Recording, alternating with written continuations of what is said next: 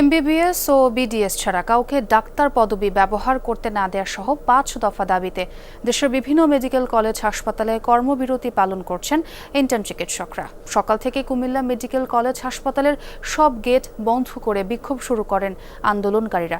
এতে বন্ধ হয়ে যায় বহির্বিভাগের চিকিৎসা সেবা। ভোগান্তিতে পড়েন রোগী ও স্বজনরা। রাজশাহী মেডিকেল কলেজ হাসপাতালেও বহির্বিভাগে চিকিৎসা সেবা বন্ধ রয়েছে।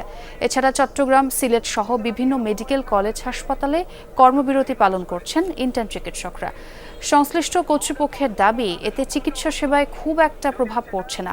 ৫ দফা দাবি আদায়ে এর আগেও কর্মবিরতি সহ বিভিন্ন কর্মসূচি পালন করেন ইন্টার্ন চিকিৎসকরা।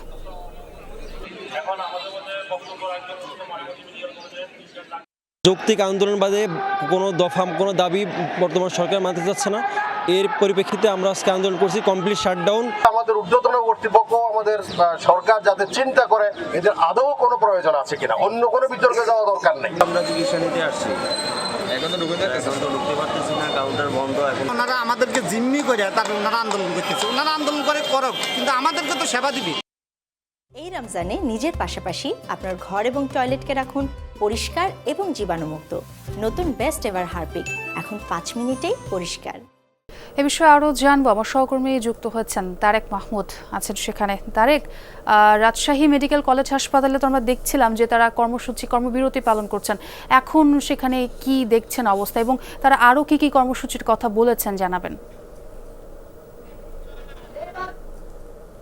ছোয়া 1 ঘন্টা থেকে রাজশাহী মেডিকেল কলেজ হাসপাতালের যে বহির্বিভাগের যে সেবা সেটি বন্ধ হয়েছে এবং দূর দূরান্ত থেকে যারা বেলা 11টার পরে এসেছে তারা আসলে টিকিট কাটতে পারেনি এবং সেবার যে কার্যক্রম সেটি হয়নি। 1 ঘন্টা থেকে সেবা বন্ধ রয়েছে, তবে সকাল থেকে 11টা পর্যন্ত কিন্তু সেবা চালু রয়েছে। এখন ইন্টার্ন চিকিৎসকরা তারা 5 দফা দাবি আদায়ে এবং হাইকোর্টের যে পূর্ণাঙ্গ রায় এবং 5 দফা দাবি আদায়ে যে তাদের যে 5 দফা বাস্তবায়নের দাবিতে হাসপাতালের এই বহির্বিভাগের সামনে তারা আন্দোলন করছে।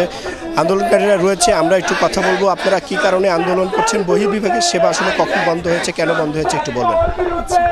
আমাদের যে আজকের কর্মসূচি তা হচ্ছে আমাদের আউটডোরটা বন্ধ করে দেওয়া, এবং আমরা হচ্ছে জনসচেতনতার জন্য আমরা লিফলেট বিতরণ করব এবং প্রাইভেট চেম্বারগুলো বন্ধ করব।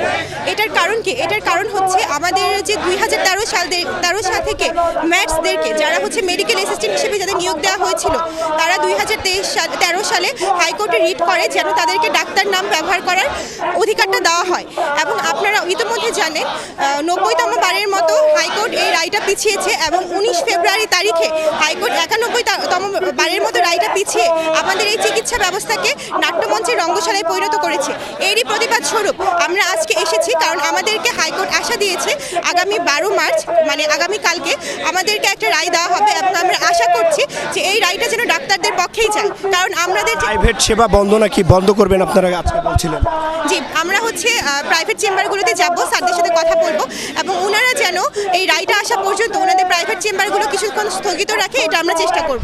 ধন্যবাদ আপনাকে। ছোঁয়া শুনছিলেন, এবং সেই সাথে সাথে আমি যতটুকু দেখতে পাচ্ছি যে রাজশাহী মেডিকেল কলেজ হাসপাতালের যে বহির্বিভাগের সেবা সেটি বন্ধ হয়, ভোগান্তি সৃষ্টি হয়েছে, এবং প্রাইভেট যে সেবাগুলো রয়েছে প্রাইভেট ক্লিনিকগুলোতে চিকিৎসকরা যেখানে চেম্বার করে বিকেলে সেই চেম্বার বন্ধ থাকায় কিন্তু ভোগান্তি সৃষ্টি হবে।